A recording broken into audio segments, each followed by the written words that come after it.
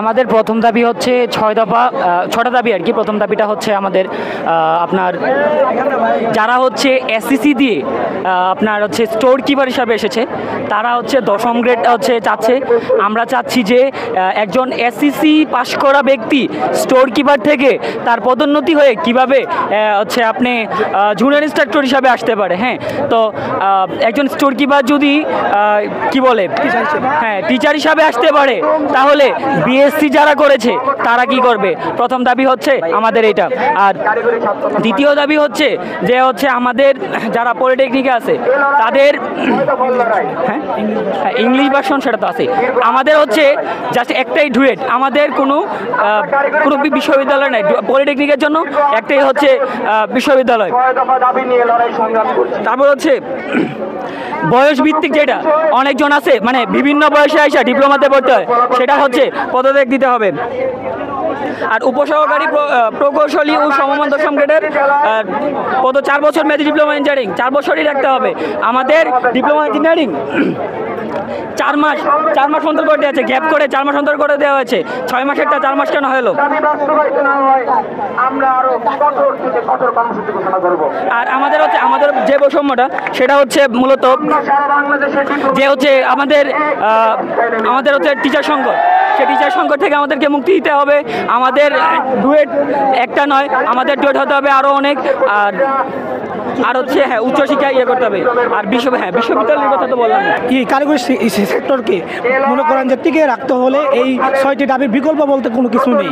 মানে সবাই যখন যে কোনো মানে উন্নয়নের জন্য বাংলাদেশের উন্নয়নের জন্য কথা বলে, সবাই বলে যে কারিগরি শিক্ষার বিকল্প নেই। আর কারিগরি শিক্ষাকে যদি বাঁচাতে হয়, কারিগরি শিক্ষাকে যদি দেশের উন্নয়নে কাজে লাগাতে হয়, ডিপ্লোমা ইঞ্জিনিয়ারদের এই 6টি দাবি অবশ্যই মানতে হবে। এই 6টি দাবির প্রধান দাবি হচ্ছে কাপ ইনস্ট্রাক্টর। এই কাপ ইনস্ট্রাক্টরটা হচ্ছে এসএসসি, যারা এসএসসি দিয়ে আসছে ল্যাব সহকারী হিসেবে কাজ করবে। ল্যাব সহকারী কাজ করার বদলে তারা কি করছে 2021 সালে এই রাতের কালো আধারে নিয়োগপ্রাপ্ত হয় অবৈধ রায়ের মাধ্যমে তারা কি করছে জুনিয়র কাপ ইনস্ট্রাক্টর থেকে জুনিয়র ইনস্ট্রাক্টরের পদে পদোন্নতি নিয়েছে হাইকোর্টের মাধ্যমে আপিল করে।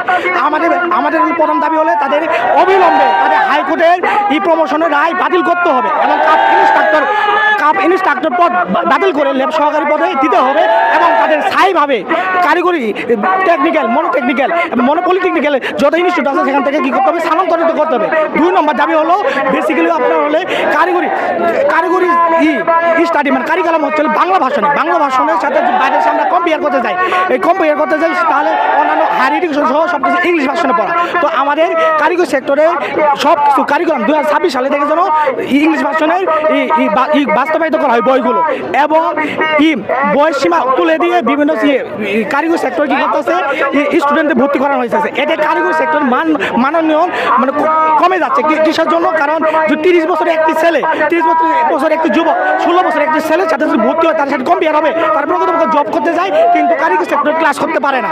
এই জন্য তাদের কী করতে হবে, বয়সীমা একটু লিমিটেশন করতে হবে। মিনিমাম ধরেন যদি আগামী সেশনে 26 সালে যদি ভর্তি করা হয় কারিগরি সেক্টরে তাহলে 23, 24, 25 বা তিনটি সালের এসএসসি পরীক্ষা দিতে নিয়োগ দিতে হবে। 3 নম্বর দাবি হচ্ছে আমাদের কারিগরি সেক্টরে 10ম গেটে আপনার যেমন স্বায়ত্তশাসিত প্রতিষ্ঠানগুলো আছে, সরকারি প্রতিষ্ঠানগুলো আছে, রাষ্ট্রসাহিত্য প্রতিষ্ঠানগুলো আছে, সংরক্ষিত আছে যেমন মনোপলিটেকনিকের, কিন্তু তারা কি করতেছে বিভিন্ন এগুলো প্রতিষ্ঠানগুলো তাদের সেই পদে ন্যায্য অধিকার পদে না দিয়ে কি করতেছে নিচের পদগুলো যেমন 13তম গেটে নিয়োগ দিচ্ছে।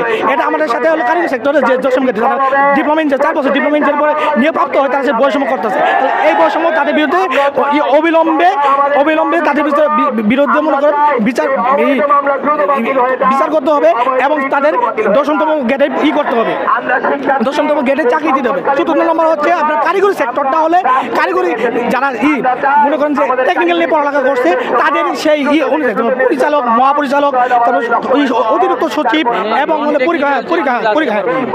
পরীক্ষা বোর্ড এবং চেয়ারম্যান বোর্ডের যতগুলো পদ আছে কারিগরি সেক্টর শিক্ষক জুনিয়র ইনস্ট্রাক্টর সবই ট্যাগের মনে করেন ব্যাকগ্রাউন্ড থাকতে হবে, পড়াশোনা স্টাডি রাখতে হবে।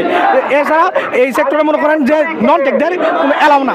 আচ্ছা 4 নম্বর হচ্ছে আপনার যে 4 নম্বর হলো আপনার যে হ্যাঁ মানে পাঁচ নম্বর হলো যে কারিগরি সেক্টরে যত বৈষম্য আছে এই বৈষম্য দূর করার জন্য যেমন আমরা চাকরি ক্ষেত্রে মনে করেন যে প্রাথমিক অবস্থায় 8,000 9,000 অথচ বর্তমান যুগে আপনি গার্মেন্টসের কাজ করতে গেলে হেল্পারদের বেতন হলো 13,000 টাকা।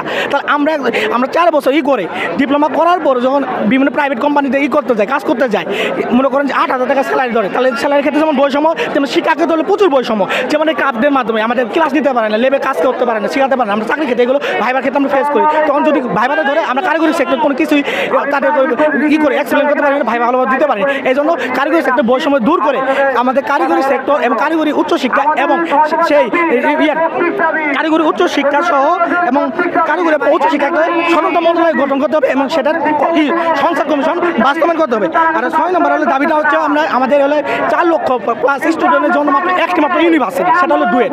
তাহলে ধরুন সাপোজ আমি হলো ফুড টেকনোলজি স্টুডেন্ট, আমরা হলো 8 থেকে 10,000 জন প্রত্যেক বছরই মানে পরীক্ষা দেয় ডুয়েটে। তো মাত্র সিট হলো 20টা, তাহলে হিসেব করেন 400 জন একটা সিটে কম্পেয়ার করি, তাহলে আরগুলো সিট প্লাবন কোথায় যাবে? অন্যান্য ভার্সিটি তো আমি পরীক্ষা দেওয়ার কোনো সুযোগ নেই।